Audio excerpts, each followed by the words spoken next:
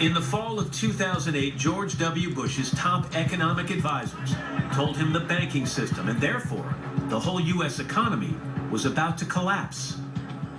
I'm paraphrasing at this point.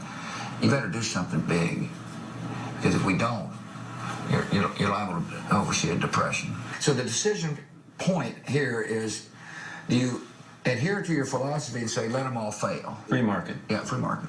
Or do you take taxpayers' money and inject it into the system in hopes that you prevent a depression? And I chose the latter.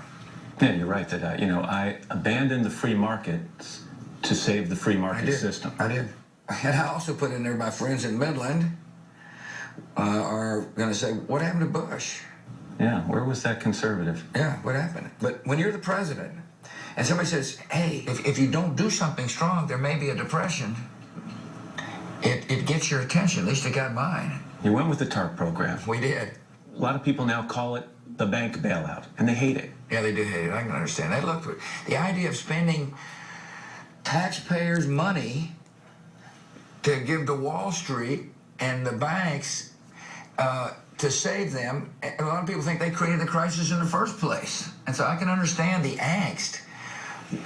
But in my case, I wasn't worried about angst, personal angst or contradiction. I was worried about the economy going down. And I believe TARP saved the economy.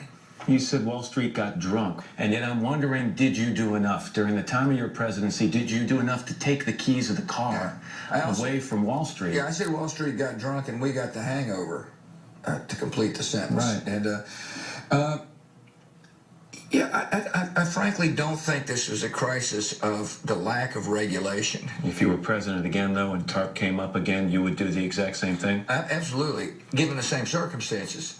The other thing about TARP that people forget is that we structured it so that the people would be repaid with a really good rate of return. And that turns out that aspect of TARP, that's what happened. You know what else people seem to forget? A recent poll said, they asked people who created TARP, 50% of people said Barack Obama. Oh, yeah? Well, 50% of the people were wrong because it happened under my watch.